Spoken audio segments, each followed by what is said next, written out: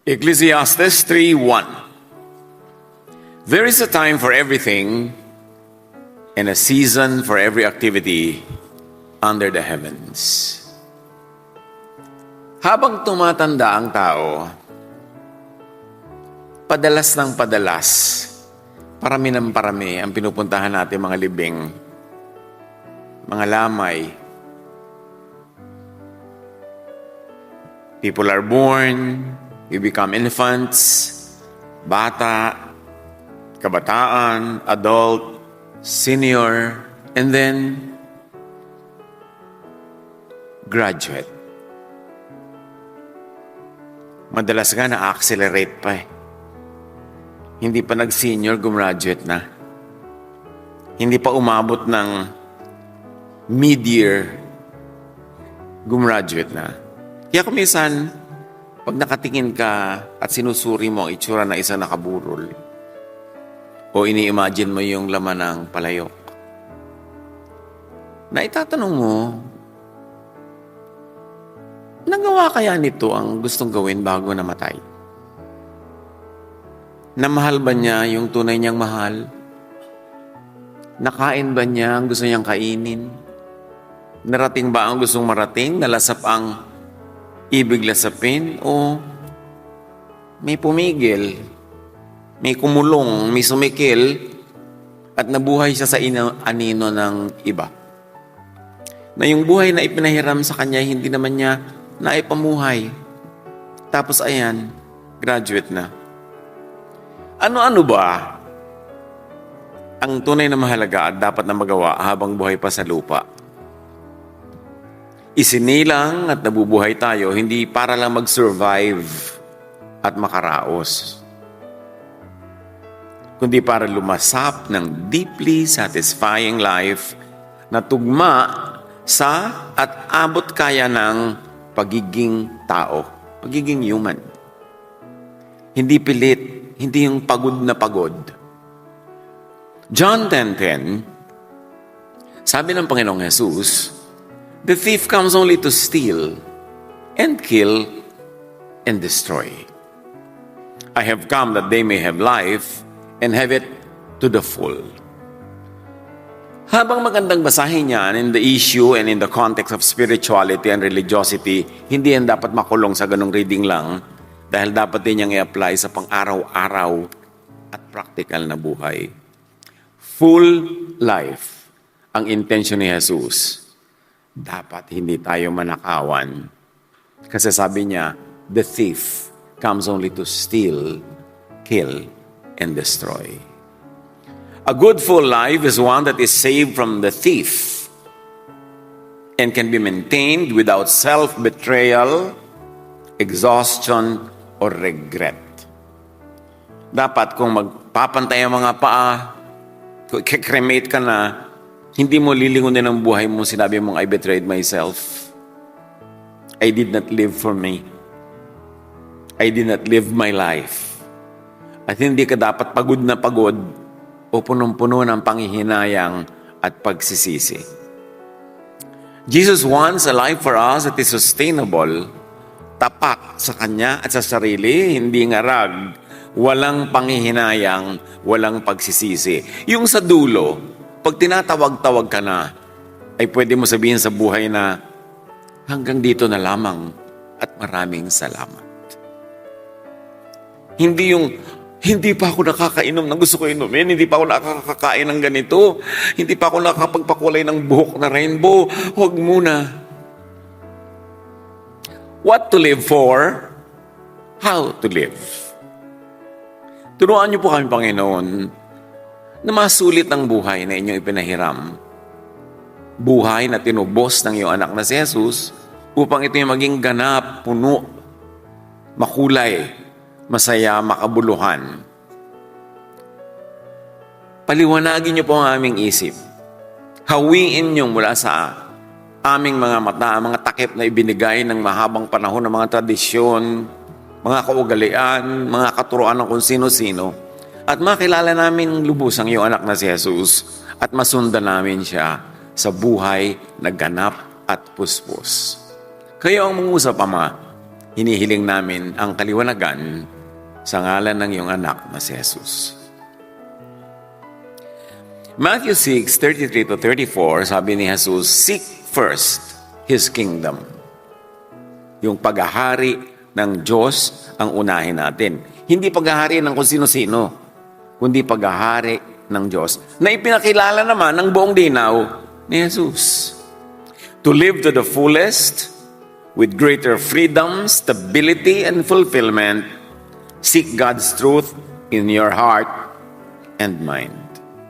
Nandun ang Panginoon. Sabi niya, the kingdom is in you. Pag sa iba ka naghanap, kung kanino ka magtatanong, maaaring dumating yung panahon na kung gagraduate ka na ay lugi. Kaya huwag kung saan-saan maghanap. Submit your thoughts to God's inner rule. The living word is in our heart. Hindi sa falsehood and rule ng magnanakaw. Yung tinukoy ni Jesus, the thief comes only to steal and kill and destroy. You've got to identify the thief para hindi mo siya payagang patuloy na nakawan ka. True search for God is an inward journey to God's kingdom in us. Luke 17:21, Jesus says, the kingdom of God is in you. Madalas naman natin ito nababasa, nadidinig, pero dinidibdib pa natin that the kingdom of God is in us, inside us, and in our midst, in our being, akapatiran, nandun din ang kingdom of God.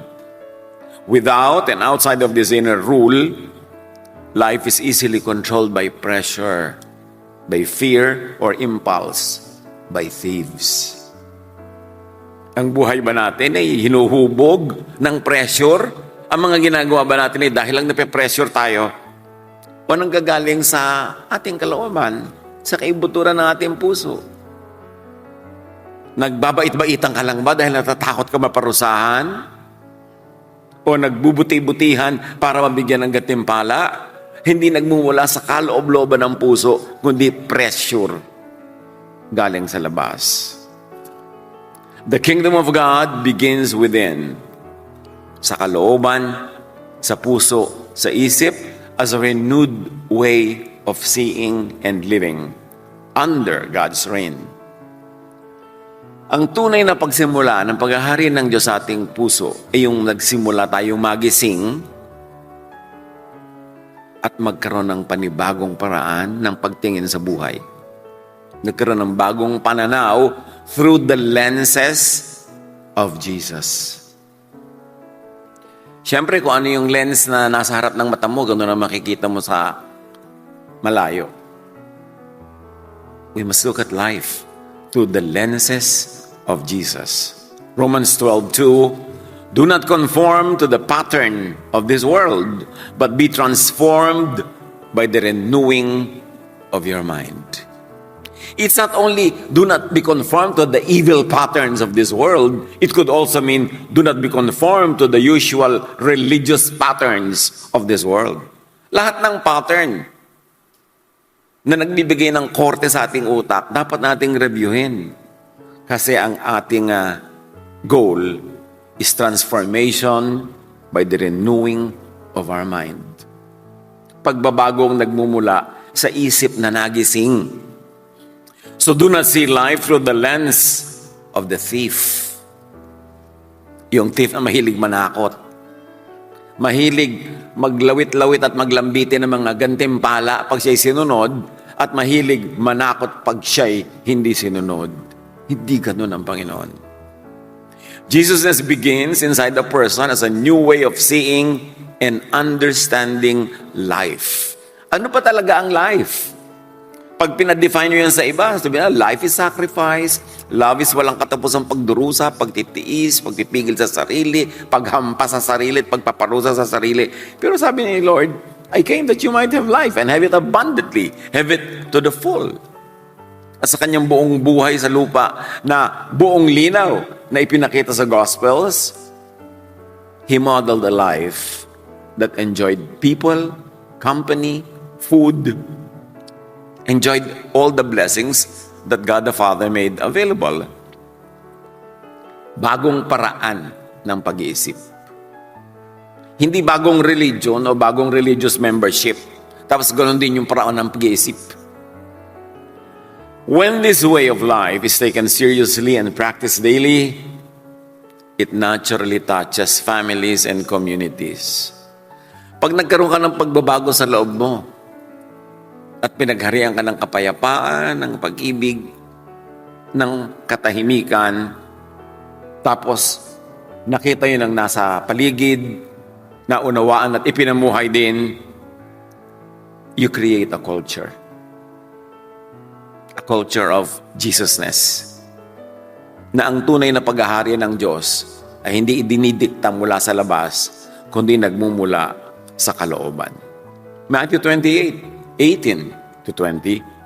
Bili ni Jesus, "Go and make disciples, teaching them to obey everything I have commanded you." Anong ginawa ng mga religion tungkol sa utos na ito? They raised armies, conquered the world, colonized all the cultures and all the nations, and imposed corporate religiosity on them, accompanied by a lot of cruelty, control, and oppression. Hindi yun ang utos na Jesus. We've got to redefine what mission means from the point of view of Jesus. Sabi niya, make disciples, make followers, teach them everything I have commanded you. And what was Jesus' command? Love. Love ba talaga ang dinala ng mga missions? O conquest, colonization, religious conversion, and then oppression and exploitation of the converts? Sinunod ba talaga? So, you are a Jesus believer and follower?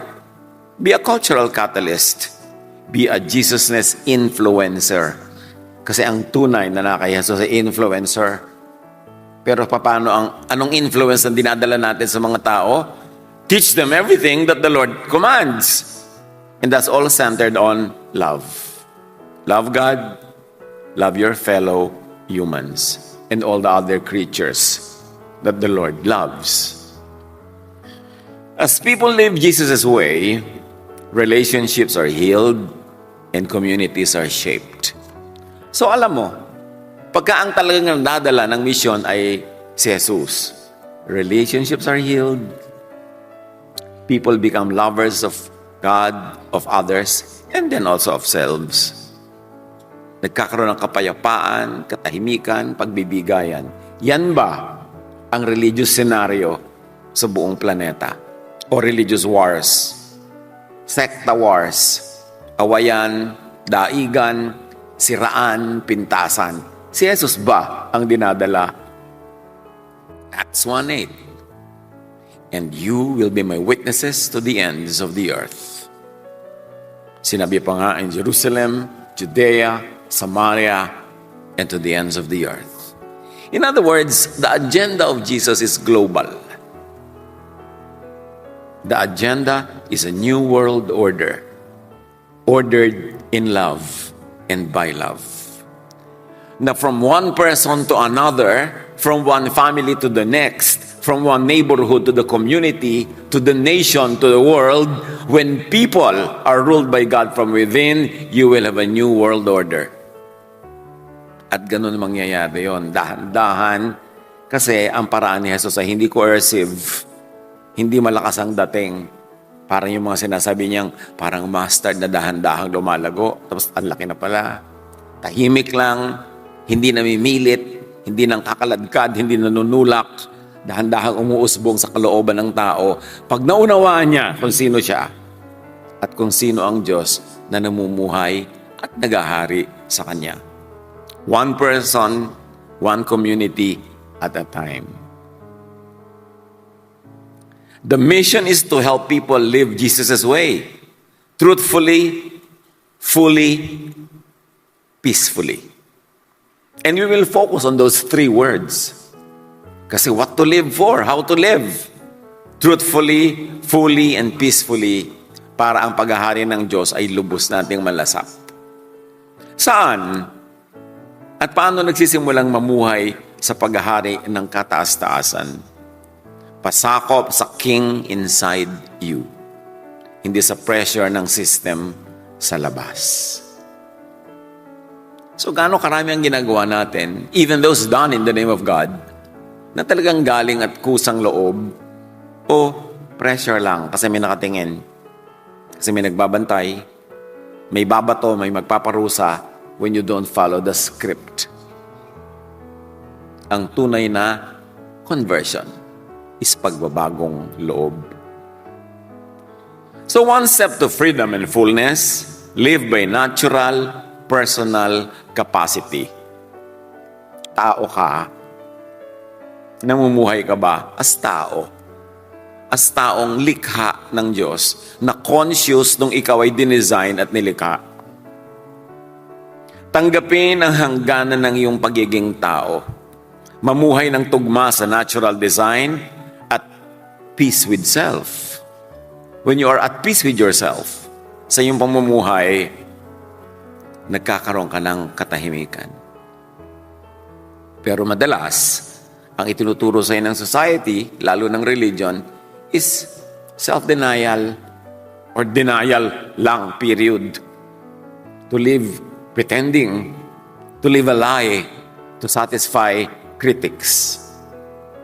Godly life is that denial of boundaries, as most religious teachings push, but truthful living within Creator-set limits.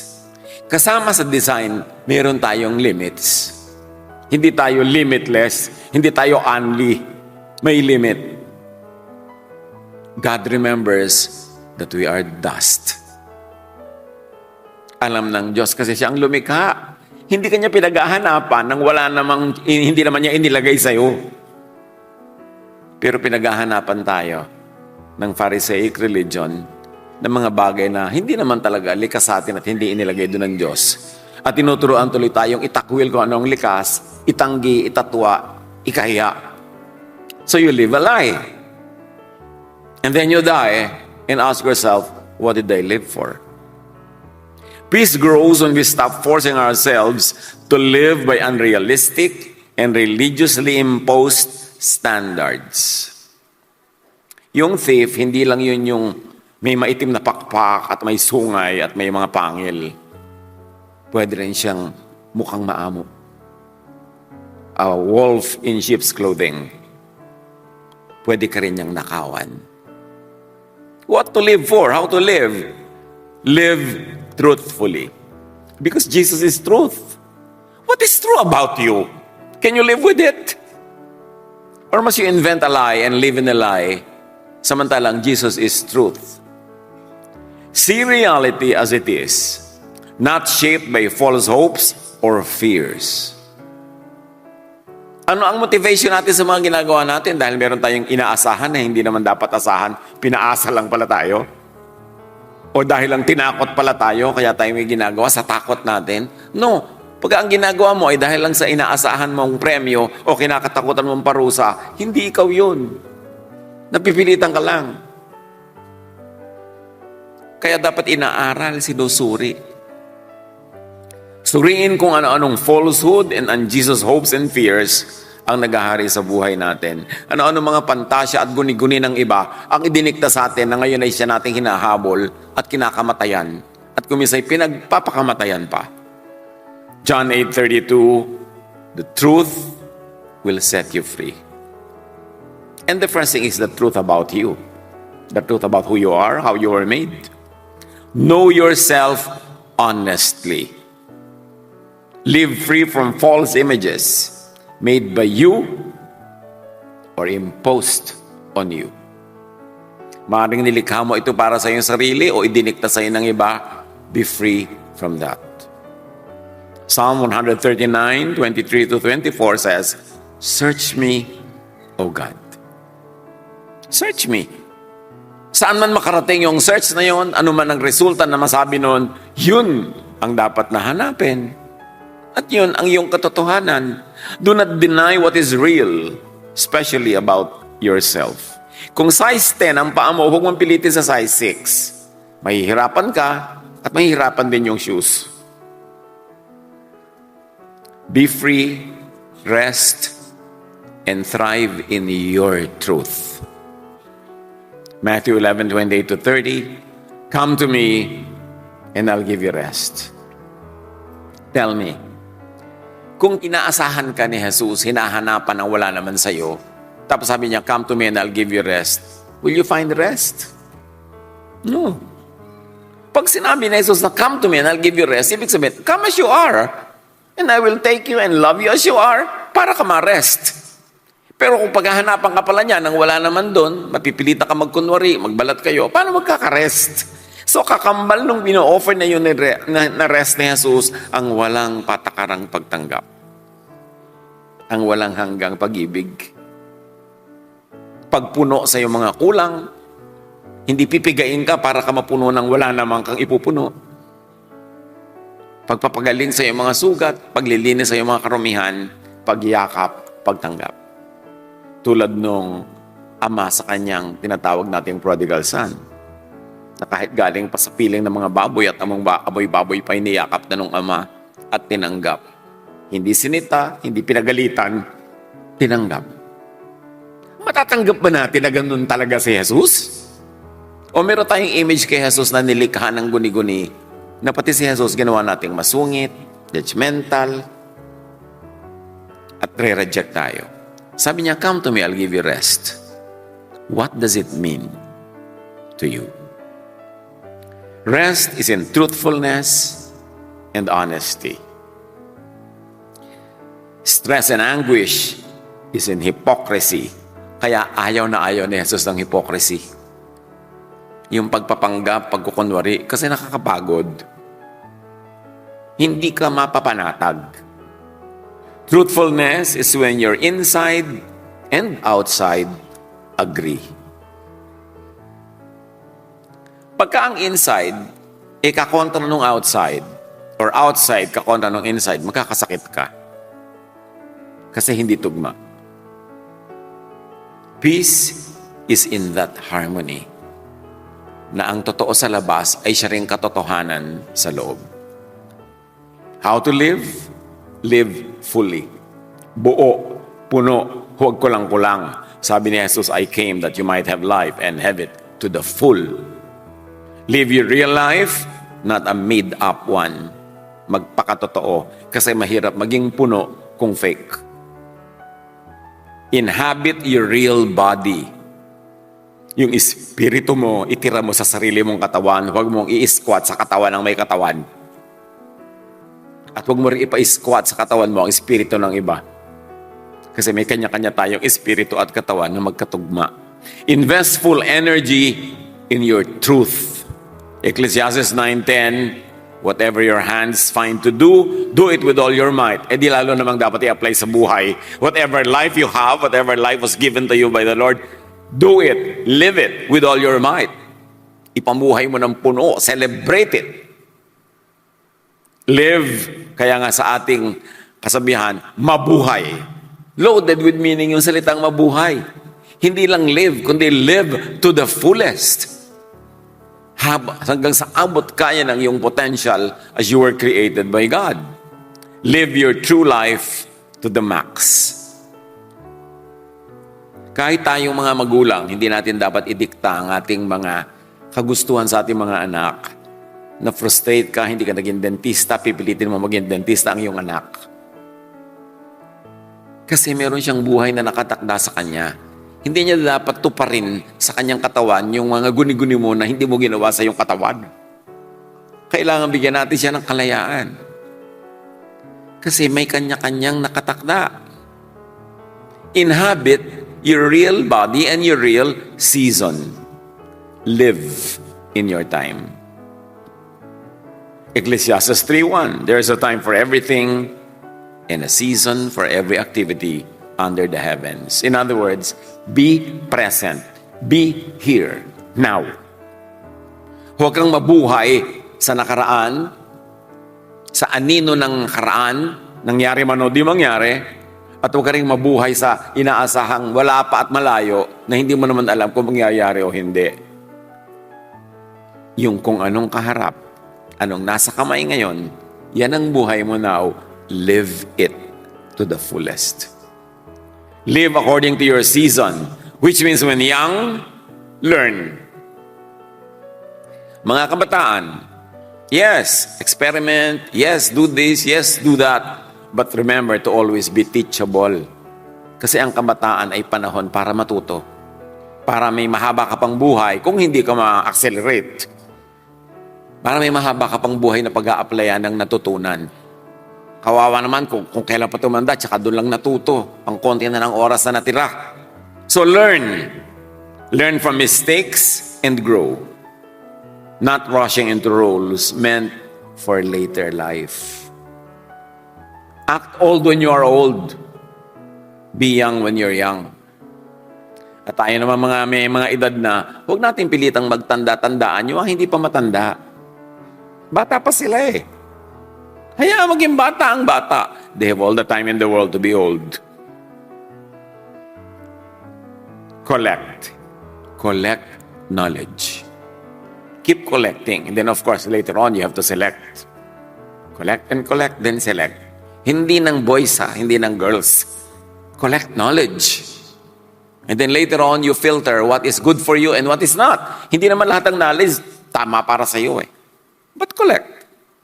So that's what you do when you're young. Learn. Keep learning. Open your mind. Hindi ang bata-bata po pa, sumara na yung utak mo. Ang bata-bata mo pa, naging sektarya na yung orte ng utak mo. Wala nang katotohanan, kundi yung sekta nyo. E di, wala nang space para sa ibang karunungan na dapat darating pa. Keep an open mind. And in midlife, care for what matters and choose wisely. There's a time when you stop collecting.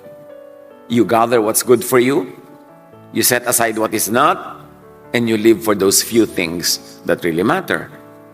Select wisdom. Ngayon kasi meron tayong information overload. Ang dami nating alam. At ang dami pwedeng malaman. But being informed doesn't mean being wise. And being very informed doesn't mean being wise. So kailangan use information to be wise. Don't be arrogant with your information overload. Hindi mo naman malaman kung saan dadalhin at paano gagamitin. Therefore, wisdom. Kaya mahalaga, nag-aaral ka, especially ng mga katuruan ni Jesus, and the philosophers, and the philosophies, and poetry, and literature of all civilizations, para magkaroon ng refinement yung knowledge that it could be shaped into wisdom. Unload. Unload folly.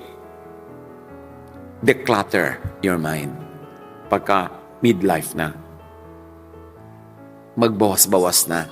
Hindi lahat ng bibe hinahabol. When you run after two ducks, you will catch neither. So dapat marunong ka na mag-focus. Alin ba talaga ang hahabulin ko sa buhay? Para ma-focus ko yung energy ko doon. Habang may natitira pa na at least 50% ng usual, regular lifetime. Tigilan, bawasan ang drama. Pag midlife na, especially lampas ka na ng midlife, tama na ang drama. Tanggalin yung mga tampo-tampo, mga hinanakit. Yung pagka hindi ka napansin, hindi ka nakakain, mamatay ka sa gutom. Drama ka ng drama, wala na nga pumapansin sa'yo. Di dalo ka, dapat kumain mag-isa. Yung hindi na bagay sa mga may edad na, tapos madrama pa.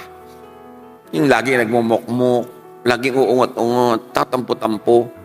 Lulungkot ka at gagawin mong miserable ang iba sa iyong paligid. And do not delay life for a future that may not come. Yung iba, dinedelay lahat ang kanilang happiness, dinedelay ang kanilang mga pangarap for a future that may not come. Kasi baka ma-accelerate ka mamayang gabi. Huwag naman. Kahit man lang sana bukas na. Hindi natin alam. Hindi mo pwedeng ipagmalaki o panghawakan yung bukas. Today is all you have. At old age naman, do not be possessed by vain regrets. Gawin yung goal yan, mga kapatid, kung hindi pa kayo old age. Na pagtanda mo, Hindi ka puro sisi at panghihinayang. Mas maraming pagsisisi at panghihinayang sa hindi ginawa, sa omission, kesa sa commission. May mga pag-aaral yan ginawa sila. Ano talaga ang mas marami ipinagsisisi ng tao? Omission or commission? Hindi ginawa o ginawa? And the finding is, mas maraming pagsisisi sa hindi ginawa kesa sa ginawa. Yung bang, sana ginawa ko, kesa sana hindi ko ginawa. Kumusta naman kayo? Ano namang bucket list nyo ng mga dapat pang gawin, mga gusto, mga makabuluhan man o walang saysay? Kung gusto mo yun, di may saysay yun. Kahit walang saysay sa iba. Colossians 3:23, whatever you do, work at it with all your heart. Gagawin mo rin lang, gawin mo na. With feelings. Itodo mo na. Because Jesus says, I came that you might have life and have it to the full. In later life, yung mga parang mga alas 5:30 na ng buhay, malapit nang lumubog ang araw. Let go and pass on. Share. Let go na. Luwagan na ang kapit sa mga bagay-bagay. Bitawan na yung marami. I-maintain na lang ang konti. Ipamigay, i-share whatever it is. Ecclesiastes 3:11, He has made everything beautiful in its time. So, kung dumadating ang panahong matanda ka na, nangihina ka na, lumalabo ang iyong mata, kung ano-ano pa. Kung no namang bata ka, nung infant, nung child, nung youth, nung mid-age, nung later age, ginawa mo ang tama sa tamang panahon, sa tamang paraan, wala kang sukat panghinayangan at pagsisihan. At doon mo masasabi, hanggang dito na lang at maraming salamat. Till next chapter. Life has seasons and is lived one season at a time. Do not advance old age, but do not retro to childhood long gone. Kaya kung minsan nakakatamad umatin ng mga high school reunion, mga family reunion, because people reprise their old roles long ago. Matagal nang tapos yun. Hindi na kayo mga bata. Can you not meet and enjoy together as you are now, not reprising your roles nung unang panahon? Kailangan nag-grow tayo. Live in the moment. Tomorrow, as they say, is only a promissory note. Hindi mo alam kung mag-good. Yesterday is a spent check. Only today is GCash. So dapat today na. Live fully every day. Hindi natin alam kung meron pang next. And it's true. Yung pagka nasa mga buras, kahapon nag-uusap pa lang kami tuwa sa presyo ng okra. Hindi mo alam, eto na pala siya ngayon. Nakahiga na dyan. How to live? Live peacefully. Binigyan tayo ng Diyos ng energy. Energy from on high, from the Spirit. Energy from food. Energy from the sun, di ba? Tapos, aaksayahin mo sa galit. Binigyan ka ng boses. Imbes iawit mo, isisigaw mo. Ipagbubunga nga. Binigyan ka ng lakas sa iyong mga bisig, tapos bubuhatin mo lang para sakta ng mga taong kung sino pa yung malapit sa iyo. Come on! Let's learn. Huwag magsasayang ng lakas. Ubusin ang lakas sa tama. May lakas ka ng loob, gagamitin mo para hindi ka usapin yung asawa mo ng 3 buwan. Di gamitin mo lang the same lakas na kausapin mo siya.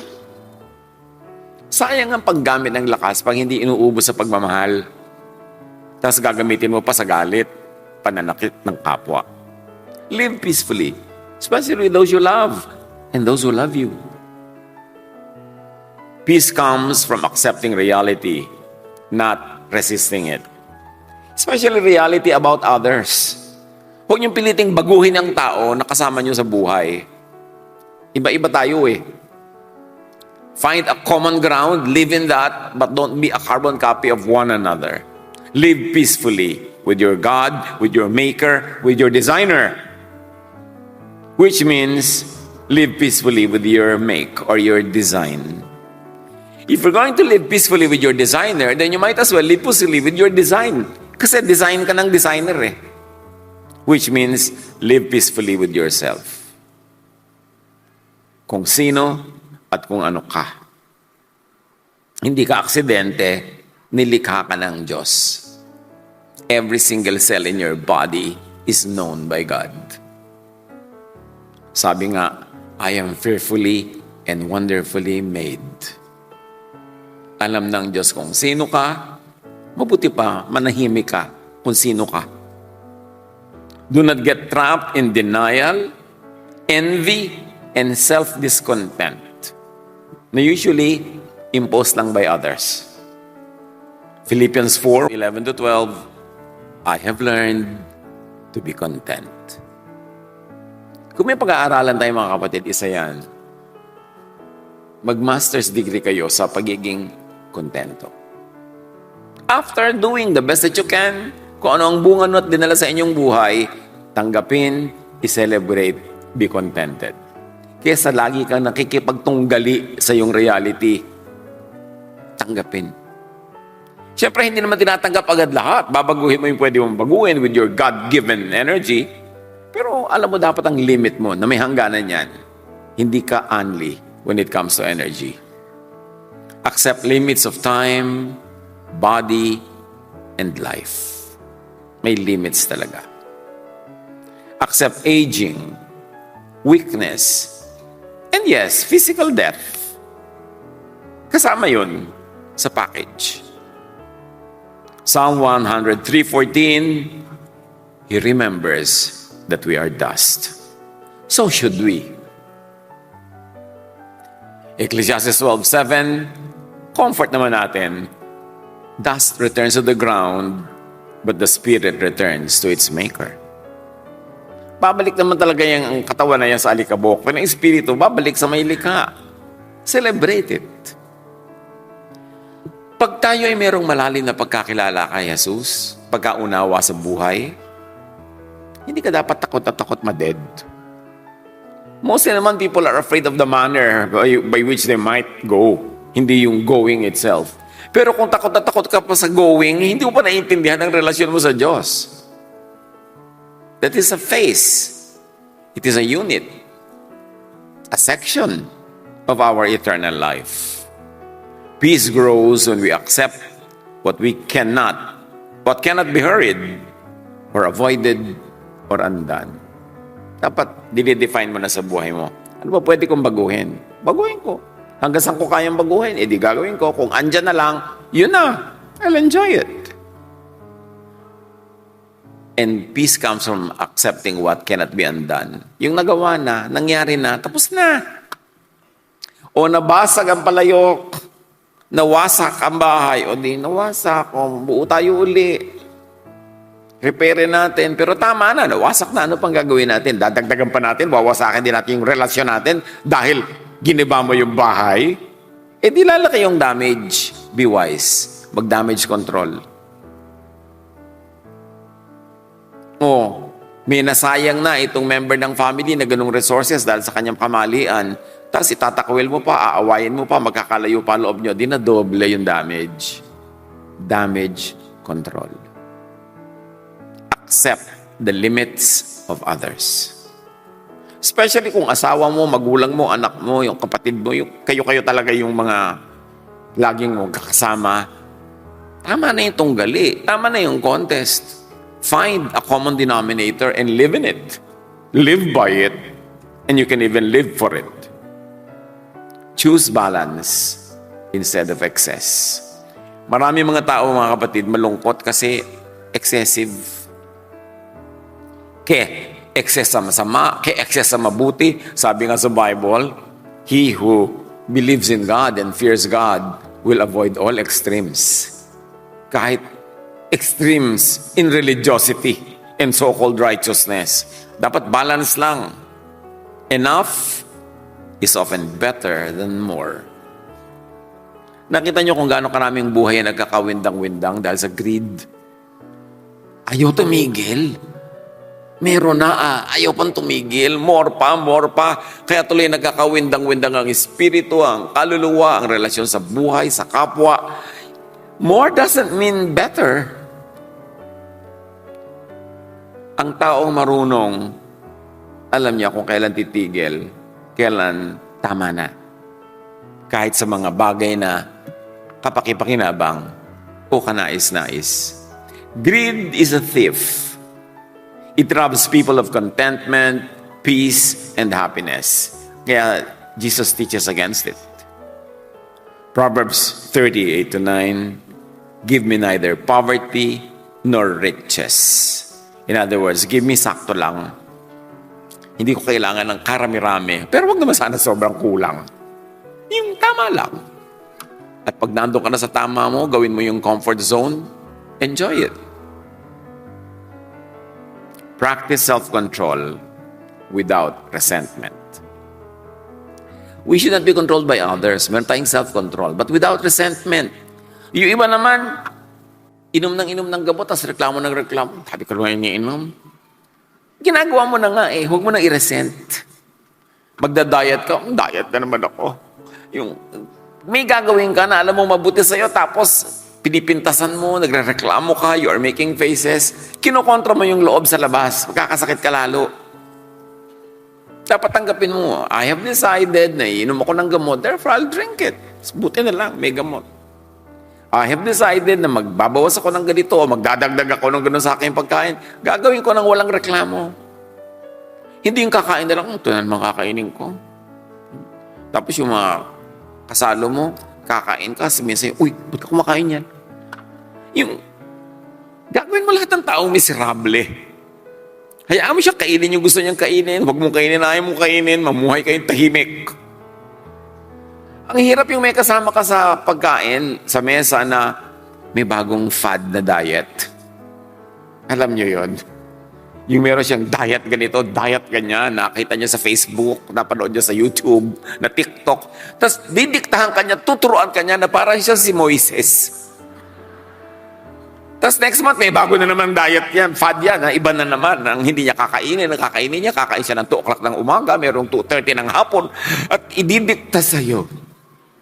Lalo na yung mga nahumaling sa mga herbs, o nahumaling sa fad foods, na parang yun na talaga pinakamahalagang relihiyon sa buhay. Do it if you like, but don't be an issue. Huwag mong gawing issue sa buhay. Restraint is wisdom, not loss. So kung may nire-restrain ka, huwag mo ireklamo yan. Huwag ireklamo ang tamang pagpipigil. Every stage in life asks the same question. Have you asked this question? How do I live well where I am now? Hindi yung how did I live yesterday, hindi how will I live tomorrow, kundi how do I live well now? With what I have, with what's around. Micah 6:8, act justly, love mercy, walk humbly. Mga old-fashioned thoughts na kung tutuusin, talagang yun ang effective. Form good character. Yan ang ating buuin sa buhay, yung good character. Regularly practice justice, mercy, and humility. Live in the kingdom of God in you dahil dito ka tunay nasasaya. Hindi sa mga kasinungalingan na napapanood natin sa social media o kaya naisaksak sa utak natin nung bata pa tayo. Kailangan nating maborn again ang utak. Magbagong loob, maghunos dili para natin makita yung kingdom of God. Live truthfully, fully, and peacefully within the limits set by your Maker.